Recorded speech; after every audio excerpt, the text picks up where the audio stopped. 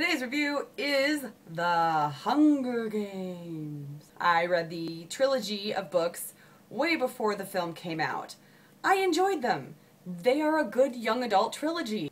There's a lot of complex things going on in them, and they do not boil down to a love triangle. Movies rarely do their books justice. I was trying to think of an example of one that did. I think I could easily say that the Harry Potter films are close, although they do leave out a lot of major detail, which is exactly my problem with this film. There are a few key elements of the books that are completely left out, including the Avoxes. I think it said Avox. Avax? It's a couple of characters that have a huge momentum, in my opinion, on the story, and they don't even exist in the film. I think one of the major driving problems with translating these books into films is that they are mostly inner monologue in Katniss's head. The reason they chose to have so much time spent in the control room is to kind of counter that and give you a hint of what's going on by those people talking in place of her inner monologue. The problem is that it still doesn't work. I think that some of the casting was fine. The guy that plays Snow, Jennifer Lawrence, some of the tributes are cast fine. I even think that despite him being different than I was expecting, Woody Harrelson does a really good Haymitch.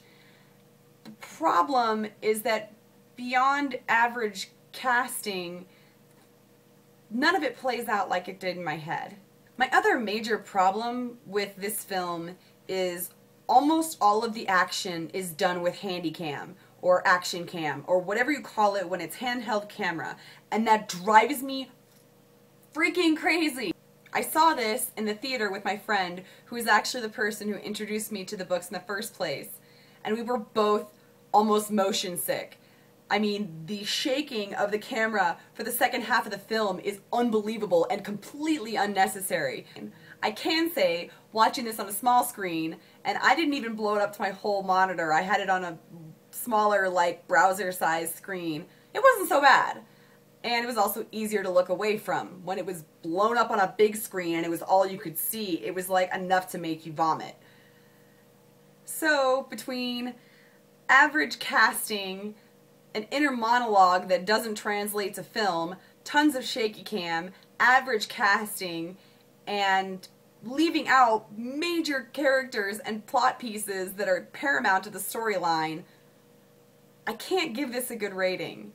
And I really enjoyed the book, but that doesn't mean I have to like the movie. I would like to say that if there are people who enjoyed this film and they're like, oh, maybe I'll check out the books, then that is awesome and it makes it worth it.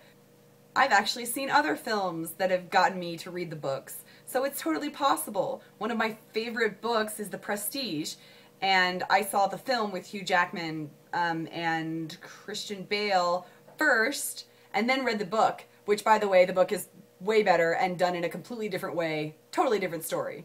But that's how it works. You can never expect a book to translate into a film in a way that makes perfect sense. Plus, you imagine an entire world in your head, and to see it play out on a screen is never going to live up to your expectations.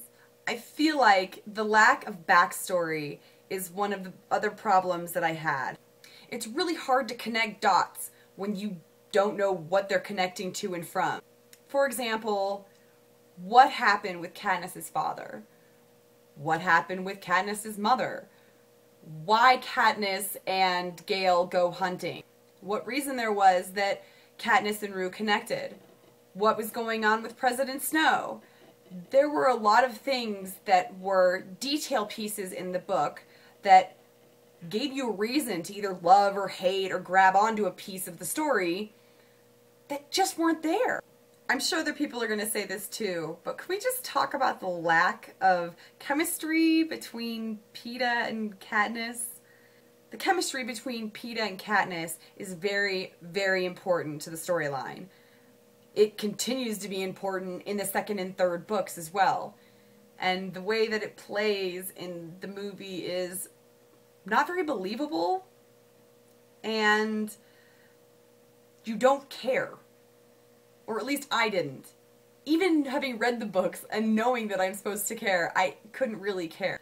I will say there was a little bit of comic relief for me. I remember this from seeing in the theater and again watching it now. Poor Gale.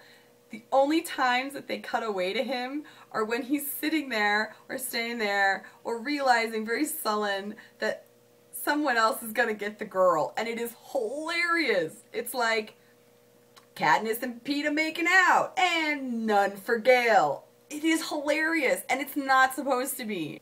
If I had to sum up this film, I would say read the book instead.